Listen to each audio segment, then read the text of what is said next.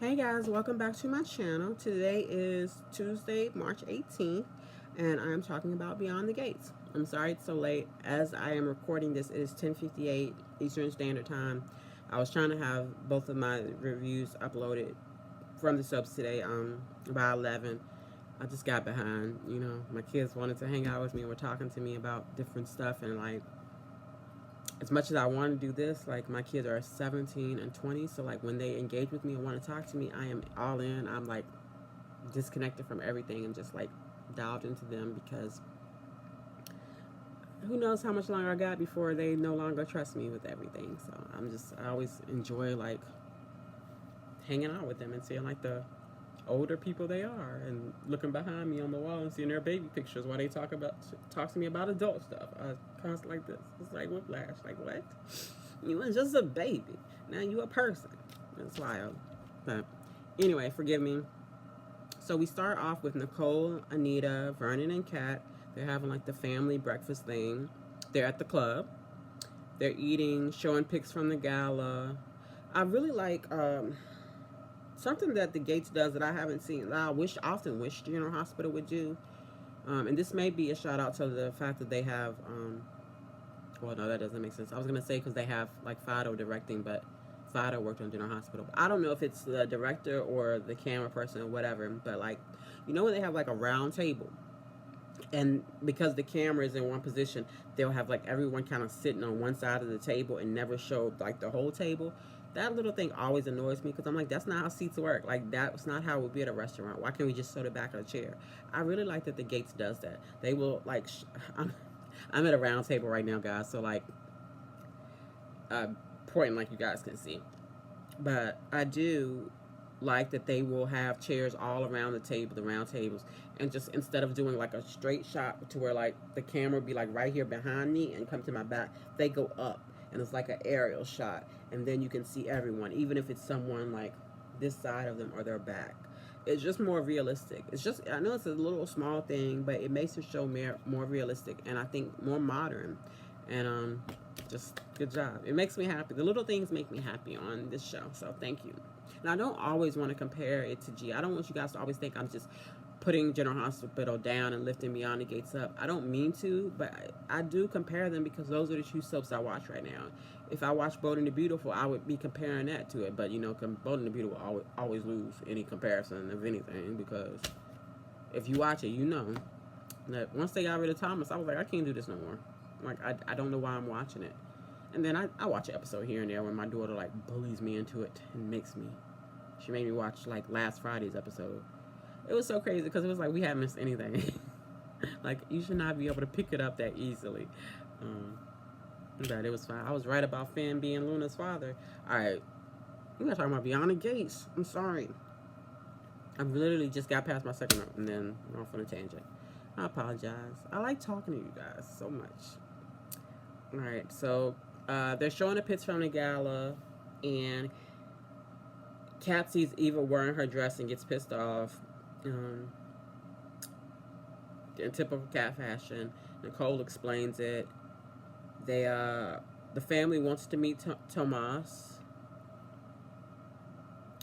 The club plays a song, and it's like, oh, that's Vernon and Anita's song. It's sweet. They tell like their love story of how they met.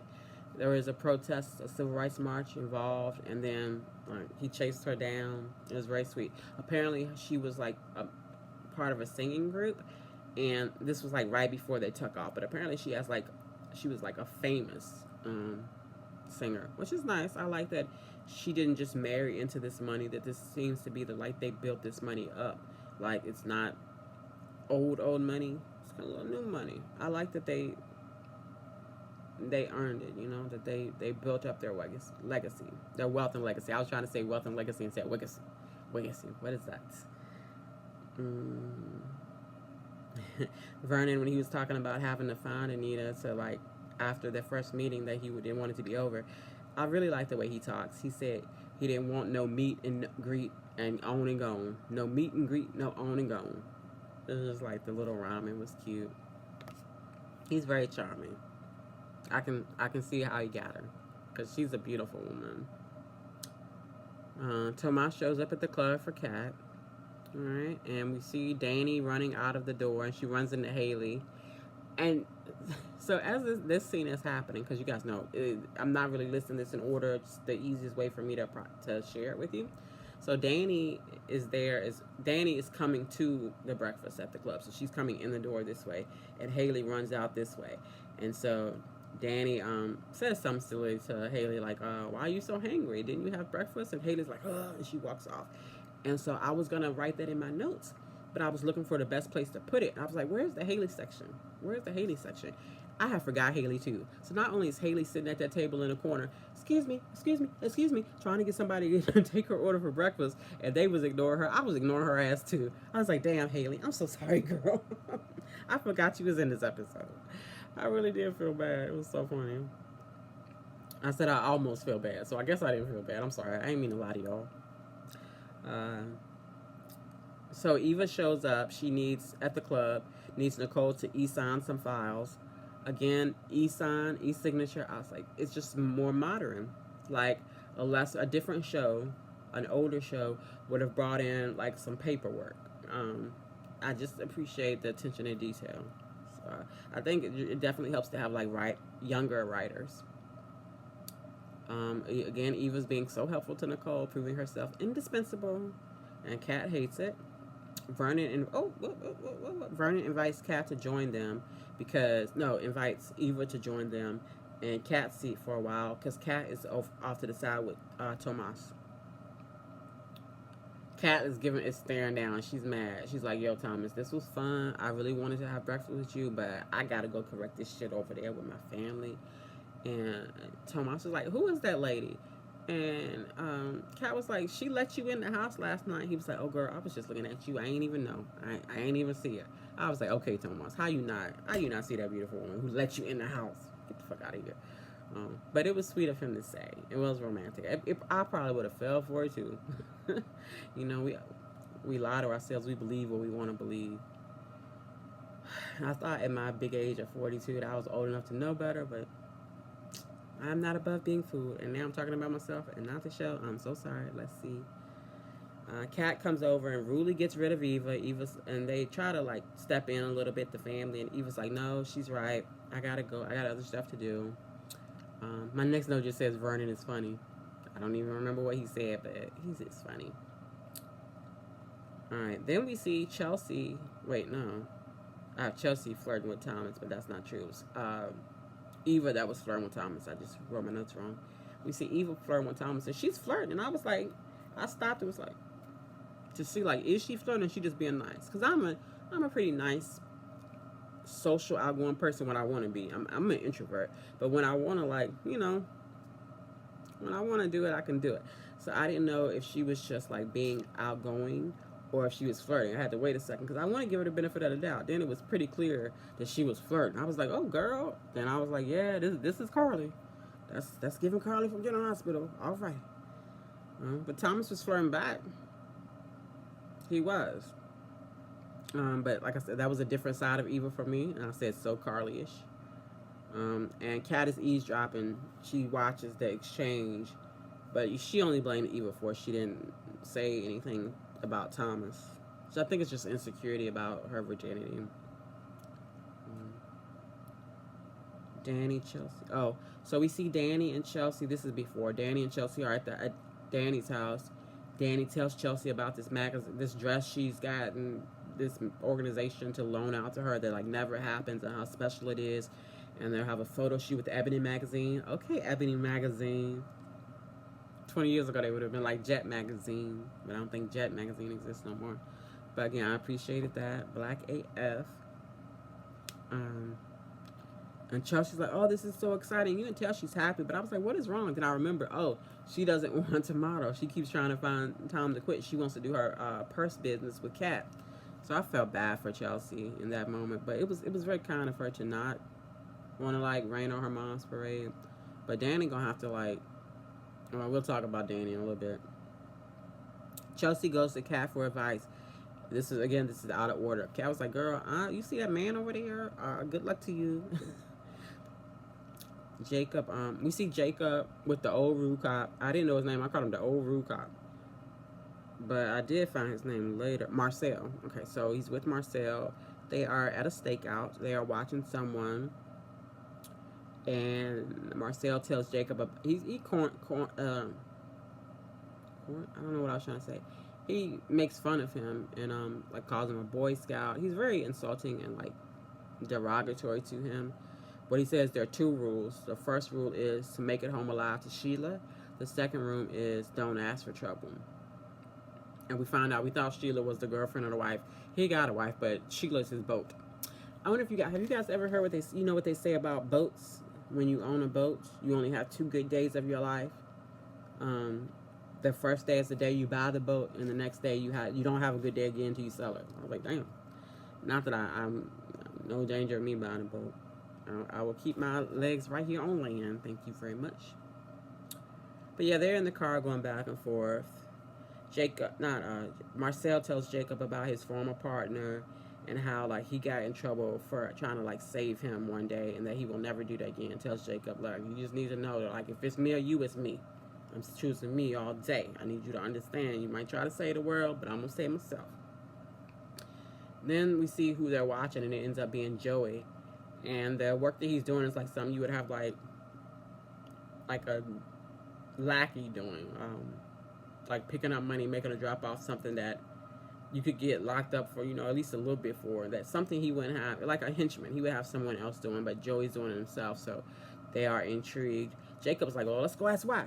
Marcel's like, yo, sit back, let's wait, watch, and learn. And actually, that is the kind of advice you would get from an older person. That's the kind of advice I give my daughter. And advice I also have to remind myself still. It's just like, we can act, we can react, but if you can wait. Give it time so that you can like think things through more. And who knows what you'll learn in the meantime. But I try very hard to not react emotionally or like out of anger or curiosity, anything. I try to wait. I try to just see what's going to happen. So I thought that was good advice, even though he's a jerk. He says, don't make waves, the water slow. I was like, he's got a lot of boat references. Is he going to drown? Is he going to retire and go missing on his boat? I don't know.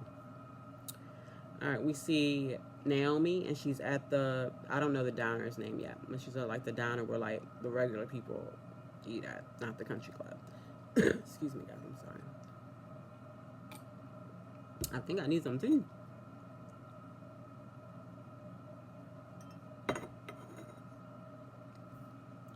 Alright, so we see Naomi. She's at the diner meeting with 3 women, and we find out that they are working for Bill, and they are being sexually harassed. Not by Bill, by Mike. I think I have Mike's last name here later. We'll see.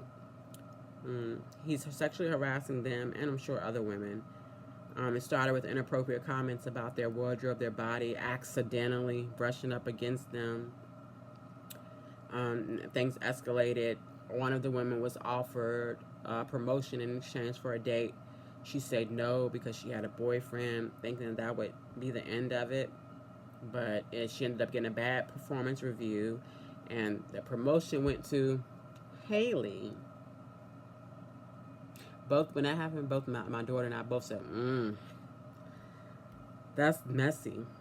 And my daughter actually liked how the writing in that scene and how it made you think about Haley and how she ended up with Bill, but she got that promotion first. And I wonder if Haley messed around with Mike. I think it's Mike Davis. That's what just popped in my head. Sorry if I'm wrong. So I don't know. We'll see where that goes. But back to that conversation. They all got fired after they made HR complaints. And Naomi says, well, did you talk to my dad? Because I bet he would have done something. And they were like, yo, he was the best man at your daddy's wedding. I don't think he would. And so then Naomi understands, so like, oh, you guys picked me because that's my dad. And they said, maybe we saw that you chose you were at the wedding, you were dressed like the funeral stuff. You chose your mother over his side, and that took guts. So maybe we chose you because of who you are, but also despite who you are. I really love that line. I don't know. I wrote the word unsure in all capital letters. But I guess maybe I was unsure of whether she was going to take it or not. if Naomi would take the case, or maybe she's just unsure. I don't know. But I know I must have meant that unsure because it is all caps.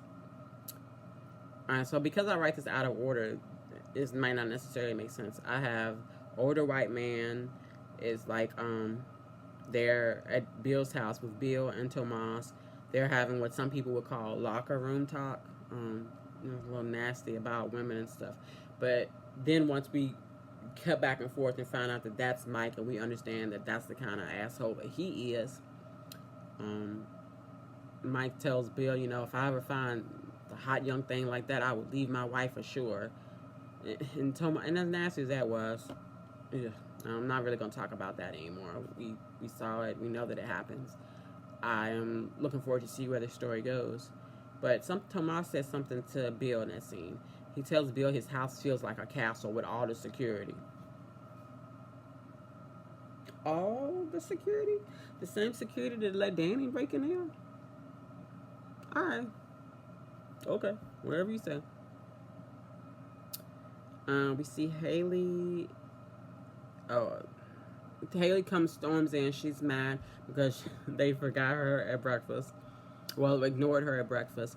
And she says something like, how is it that Danny is still the queen bee and I'm invisible?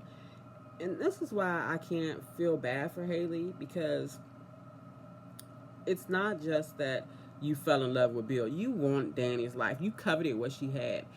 The scenes with Haley and Bill today let me know that Danny was right. Haley sat back and she came into this family and saw she wanted Danny's life. And I think it was more that I don't think she wanted Danny's life more than she wanted Bill. Bill was an accessory that came with Danny's life and lifestyle. Yeah, it was pretty gross. But it made me go back to being like, poor Danny. But Danny is tripping. But before we get there, I'll say Haley just said a bunch of stuff. Maybe we shouldn't have done this. And it's just because she won't be able to be like, no, I love you, I want to be with you. Because she's done that a couple of times. This was a horrible idea. How many times can you say it was a bad idea to be with your man before he'd be like, go? I think she's just manipulating Bill. Not that Bill is innocent, because that is a grown-ass man. She a grown-ass woman. But I think they're using each other. And they will not live happily ever after. I know that's... And I said, Haley, girl, all y'all had to do was live in another neighborhood. All the shit you complaining about would not be an issue if y'all didn't live here. You chose to live here. And you know why? Because you wanted Danny's life. Like, you made this happen. So you see Danny at home. As soon as she walks in the door, she takes off her mask. Not like a mask, but like the metaphorical mask. And like we kind of see like her face change and how tired she is and how sad she is. Great acting. Beautiful acting. She's depressed, and that's when I was like, oh no, she's gonna drink. But she stood in front of the shelf, and there was liquor there, and I was like, shaped like the 1800 tequila bottle. I was like, girl, don't do it. And she walked away, and I was like, yes. And then she went under the cabinet, and I was like, oh, so you that kind of alcoholic. You the kind of drunk that don't want people to know it's liquor missing from your decanter that everybody can see. You just got the bottle stashed. Then she turned the bottle up. My daughter was like, straight from the bottle? Is that okay? I was like, no, not really. And then when we see Dan again, my daughter asked, like, should she be dead? Because the bottle has, like, a little bit left in it. And I said, well, was the bottle full? Because I couldn't remember. And my daughter didn't remember either. I was like, if the bottle was full, maybe. It depends on, a lot of things. I should have just told her, yes. You drink one shot, you will die. I don't want to lie to my kids. She about to go to college, y'all. I'm not ready. I wish we could home college. Which I know you can do, like, online school, but no. She needs to go to college and experience the world. I just don't want her to experience the world. Like, it's so scary. All right, let me focus. I'm sorry. Forgive me. So I said, I don't know if Danny should be dead, but at least she should, like, not be awake. She should be passed out instead of, like, awake right now. And then her ass laid down and went to sleep. I was like, yeah, that tracks. Let me see Jacob and Naomi talking about their morning. Jacob's, talking about, just telling us what happened at work with Marcel. And Naomi is telling him about the meeting. Well, she already knew a little bit about it because he had heard things here and there. And she almost pissed me off because she was like, "You didn't tell me." And was like, "Relax, he's a cop.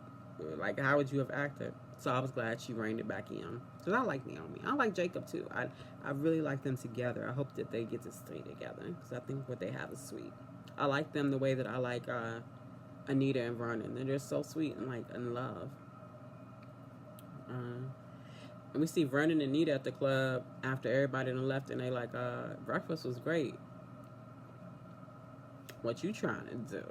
So they say they're going back to do what they do. And I ain't mad at them. All right, we see Kat getting in Eva's face, talking about, threatening her over her family, blah, blah, blah, and also threatening over Thomas, saying, the family belongs to her. Tomas, I'm so sorry, belongs to her. Judging by the way Eva reacted and the glimpse of Eva we saw today, I think Eva might be riding Thomas the next time we see her. And I don't think Thomas would be averse to that. That's where I see it's headed. All right, that is all I got. 21 minutes, that makes sense, and it's almost 11:30. Oh gosh, still think I'm gonna stream for a little bit. But you guys don't need to know that because by the time you see this, I will probably have already streamed and be in the bed. But thank you to everyone. Sorry I'm so late again. I appreciate you watching. Thank you for indulging me and dealing with my tangents and all the personal stuff that I randomly throw in.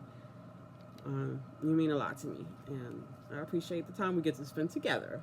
So I'm going to stop talking because I got to go tinkle. Thank you so much. Live long and prosper.